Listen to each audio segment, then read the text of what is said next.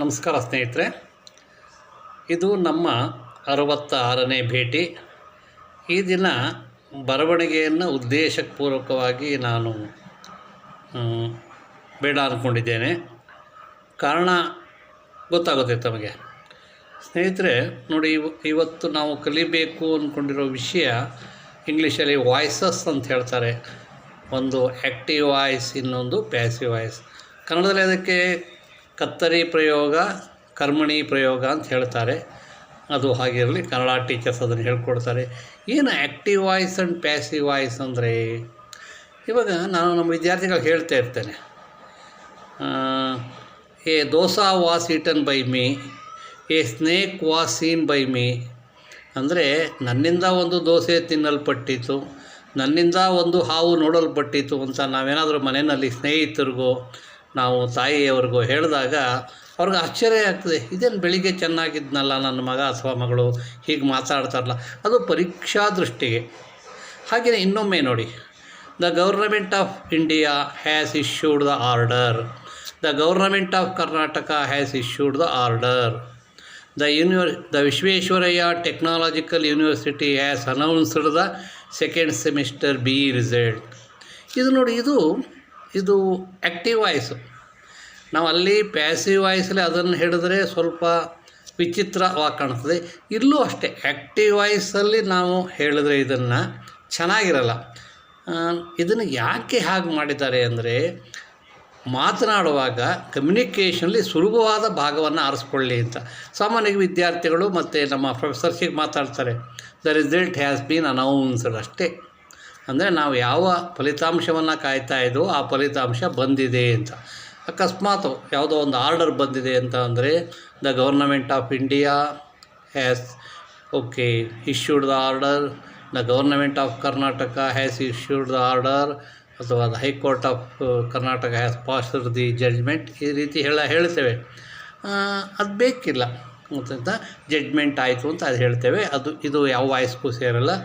ಆದರೆ the order has been issued, the result has been announced, ಇದು ಭಾಳ ಚೆನ್ನಾಗಿರುತ್ತೆ. ನಮಗೆ ಕಮ್ಯುನಿಕೇಷನ್ಗೆ ಹೀಗೆ ಹೇಳಿದ್ರೆ ತುಂಬ ಅನುಕೂಲವಾಗಿರುತ್ತೆ.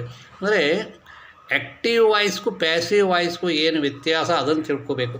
ಆ್ಯಕ್ಟಿವ್ ವಾಯ್ಸಲ್ಲಿ ಯಾರು ಒಂದು ಕ್ರಿಯೆಯನ್ನು ಮಾಡ್ತಾರೆ, ಅಲ್ಲಿ ಯಾರು ಆ ಕೆಲಸವನ್ನು ಮಾಡ್ತಾರೆ ಅವರಿಗೆ ಇಂಪಾರ್ಟೆನ್ಸು. ವ್ಯಕ್ತಿಗೆ, the person who is doing some work will be given importance. ಯಾವ ವ್ಯಕ್ತಿ ಏನಾದರೂ ಬರೆಯೋದು, ಓದೋದು, ಮಾಡಿದ್ರೆ ಆತನಿಗೆ ಇಂಪಾರ್ಟೆನ್ಸ್ ಕೊಟ್ಟರೆ ಅದು ಆ್ಯಕ್ಟಿವ್ ವಾಯ್ಸ್. ನಾವು ಕ್ರಿಯೆ ಅಂದರೆ ವರ್ಬ್ಗೆ ಇಂಪಾರ್ಟೆನ್ಸ್ ಕೊಟ್ಟರೆ ಅದು ಪ್ಯಾಸಿವ್ ವಾಯ್ಸ್. ಪ್ಯಾಸಿವ್ ವಾಯ್ಸಲ್ಲಿ ಅದು ಯಾರಿಂದ ನಡೆಯಲ್ಪಟ್ಟಿತು ಅಂತ ಹೇಳುವ ಅಗತ್ಯ ಇಲ್ಲ. ಇದು ನೋಡಿ, ನಮಗೆಲ್ಲ ಸಾಮಾನ್ಯ ಗ್ರಾಮರ್ ಬುಕ್ಕಲ್ಲಿ ಹೇಗೆ ಬರೆದಿರ್ತಾರೆ, Ravana was killed by Rama, ಇಲ್ಲಿ ಹಾಕ್ಬೋದು. ಆದರೆ ಕೆಲವು ಕಡೆ ನೋಡಿ, the result has been announced ಅಂದರೆ university, Mysuru university, Bengaluru university, ಅದು ಬೇಕಿಲ್ಲ ನಮಗೆ. ಯಾರ್ಯಾರು ಕನ್ಸರ್ನ್ ಇದೆಯೋ ಅವರು ಮಾತ್ರ ಆ ವಿಷಯ ಮಾತಾಡ್ತಾ ಇರ್ತೇವೆ. ಈಗ ಇಂಜಿನಿಯರಿಂಗ್ ಕಾಲೇಜಲ್ಲಿ ಸೆಕೆಂಡ್ ಸೆಮಿಸ್ಟರ್ ಹುಡುಗರು ಮಾತಾಡ್ತಿದ್ದಾರೆ ಅಂದರೆ ಅವ್ರ result, the second semester B result has been announced by the Visvesvaraya technological university ಹೇಳುವ ಅಗತ್ಯವಿಲ್ಲ. ಈ ಒಂದು ದೃಷ್ಟಿಯಿಂದ ಆ್ಯಕ್ಟಿವ್ ವಾಯ್ಸ್, ಪ್ಯಾಸಿವ್ ವಾಯ್ಸ್ ಉಟ್ಕೊಂಡಿವೆ. ಪರೀಕ್ಷೆಗೆ ಮಕ್ಕಳಿಗೆ ಬೈಹಾರ್ಟ್ ಮಾಡಿಸಿ ಪರೀಕ್ಷೆಯಲ್ಲಿ ಕೇಳಿ ಅಂಕಗಳು ಕೊಟ್ಟರಲ್ಲ, ನಮ್ಮ ನಿತ್ಯ ಜೀವನದ ಬಳಕೆಗೆ.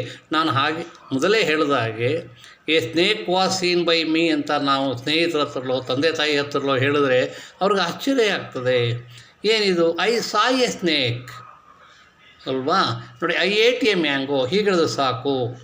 ಇಲ್ಲದೆ ಹೋದರೆ ನಾವು ಆ ಥರ ಹೇಳಿದ್ರೆ ಅದು ಒಂಥರ ವಿಚಿತ್ರವಾಗಿ ಕಾಣಿಸ್ತದೆ. ಎಲ್ಲಿ ಹೇಗೆ ಹೇಳಬೇಕು, ಎಲ್ಲಿ ಆ್ಯಕ್ಟಿವ್ ವಾಯ್ಸನ್ನು ಹೇಳಬೇಕು, ಎಲ್ಲಿ ಪ್ಯಾಸಿವ್ ವಾಯ್ಸನ್ನು ಹೇಳಬೇಕು, ಅದು ಹಾಗೆ ಹೇಳಿದ್ರೆ ಚೆನ್ನಾಗಿರುತ್ತೆ. ಇದನ್ನು ನಾವು ಮರಿಬಾರ್ದು. ನೋಡಿ, ಇಲ್ಲಿ the result has been announced, ಇಲ್ಲಿ ಯಾರು ಡೂಯರು, ಯಾರು ಕ್ರಿಯೆಯನ್ನು ನಡೆಸ್ತಾ ಇದ್ದಾರೆ ಅದು ಬೇಕಿಲ್ಲ ನಮಗೆ, ಅದು ಹೇಳುವ ಅಗತ್ಯ ಇಲ್ಲ. ಆದರೆ Ravana was killed by Rama, ಅಲ್ಲಿ ರಾಮ ಹಾಕಬೇಕು, ನಾವು ಪರವಾಗಿಲ್ಲ. ಆದರೆ ಇಲ್ಲಿ ಕೆಲವು ಸಂದರ್ಭದಲ್ಲಿ ನಮ್ಮ ಕ್ರಿಯೆಯನ್ನು ನಡೆಸುವವರಿಗೆ ಪ್ಯಾಸಿವ್ ವಾಯ್ಸಲ್ಲಿ ವರ್ಕ್ಗೆ ಇಂಪಾರ್ಟೆನ್ಸ್ ಕೊಡಬೇಕು, ಪರ್ಸನ್ಗಲ್ಲ. ಆದರೆ ಆ್ಯಕ್ಟಿವ್ ವಾಯ್ಸಲ್ಲಿ ನಾವು ಪರ್ಸನ್ಗೆ ಹೆಚ್ಚು ಪ್ರಾಮುಖ್ಯತೆಯನ್ನು ಕೊಡ್ತೇವೆ. ಇದನ್ನು ನಾವು ಮರಿಬಾರ್ದು. ಬಹುಶಃ ನಾನು ಮುಂದಿನ ತರಗತಿಗಳಲ್ಲಿ ಇದ್ರ ಬಗ್ಗೆ ಹೆಚ್ಚು ಹೇಳ್ತೇನೆ. ಅದು ಕೇಳ್ಬೋದು ಕೆಲವು ಸಾರಿ ನಮ್ಮ ಹುಡುಗರಿಗೆ ನ್ಯೂ ಟೈಪಲ್ಲಿ ಕೇಳ್ತಾರೆ ಇದರಲ್ಲಿ. Importance will be given to a doer is called okay, ಅದು that is active voice. Importance is given to a work, it is called passive voice. ಇದನ್ನು ಮರಿಬಾರ್ದು. ಸೊ ಇದನ್ನು ಯಾರು ಕ್ರಿಯೆಯನ್ನು ಮಾಡ್ತಾರೋ ಅವರಿಗೆ ಪ್ರಾಮುಖ್ಯತೆಯನ್ನು ಕೊಟ್ಟರೆ ಆ್ಯಕ್ಟಿವ್ ವಾಯ್ಸ್, ಕ್ರಿಯೆಗೆ ಪ್ರಾಮುಖ್ಯತೆಯನ್ನು ಕೊಟ್ಟರೆ, ವರ್ಕ್ಗೆ ಪ್ರಾಮುಖ್ಯತೆಯನ್ನು ಕೊಟ್ಟರೆ ಅದು ಪ್ಯಾಸಿವ್ ವಾಯ್ಸ್. ನೋಡಿ, ಪ್ಯಾಸಿವ್ ವಾಯ್ಸಲ್ಲಿ ಒಂದು ಬಹಳ ಇಂಪಾರ್ಟೆನ್ಸು ನೋಡಿ, ವರ್ಬಲ್ಲಿ 3 ರೀತಿಗಳಿವೆ. ಬೇಸಿಕ್ ವರ್ಬ್ ಮತ್ತು ಸಿಂಪಲ್ ಪಾಸ್ಟ್ ಟೆನ್ಸ್ ಮತ್ತು ಪಾಸ್ಟ್ ಪಾರ್ಟಿಸಿಪಲ್ ಫಾರಮು 3 ಇದೆ.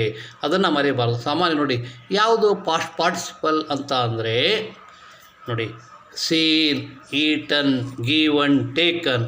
ನೋಡಿ, ರಾಮ ವಾಸ್ ಕಿಲ್ಡ್ ಬೈ, ಅದು ಪಾರ್ಟಿಸಿಪಲ್, ಸಿಂಪಲ್ ಪಾಸ್ಟ್ ಟೆನ್ಸ್ ಆಗುತ್ತೆ, ಪಾಸ್ಟ್ ಪಾರ್ಟಿಸಿಪಲ್. ನೋಡಿ, ಐ ಏಟ್ ಎ ಮ್ಯಾಂಗೋ, ಅದಕ್ಕೆ passive voice. A mango was eaten by me. ನೋಡಿ, ಈಟನ್ನು, ಟೇಕನ್ನು, ರಿಟನ್ನು ಇವೆಲ್ಲವೂ ಈ ಪ್ಯಾಸಿವ್ ವಾಯ್ಸಲ್ಲಿ ಬರ್ತವೆ. ಇದನ್ನು ಮರಿಬಾರ್ದು. ಈ ರೀತಿಯ ಕೆಲವು ಹುಡುಗರು ಕಲ್ತಿರಲ್ಲ, ಅಟ್ಲೀಸ್ಟ್ ಇದಾದರೂ ಟೇಕನ್ನು, ಸೀನು, ಈಟನ್ನು, ಗಿವನ್ನು, ರಿಟನ್ನು ಇವೆಲ್ಲವೂ ಪ್ಯಾಸಿವ್ ಫಾರಮಲ್ಲಿ ಉಪಯೋಗಿಸುವ ಕ್ರಿಯಾಪದದ ರೀತಿಗಳು. ಇದನ್ನು ಮರಿಬಾರ್ದು. ಇದು ತಮಗೆ ಮನದಟ್ಟಾಗಿದೆ ಅಂದ್ಕೊಳ್ಳೋಣ. ನಾವು ಅದನ್ನು ಬರವಣಿಗೆಯಲ್ಲಿ ನಾವು ಮಾಡಿದಾಗ ಮುಂದಿನ ತರಗತಿಯಲ್ಲಿ ಅದನ್ನು ಮಾಡಿದಾಗ ತಮಗೆ ಗೊತ್ತಾಗ್ತದೆ ಅಂದ್ಕೊಂಡು ತಿಳ್ಕೊಂಡಿದ್ದೇನೆ. ಮುಂದಿನ ತರಗತಿಯಲ್ಲಿ ಭೇಟಿಯಾಗೋಣ. ನಮಸ್ಕಾರ.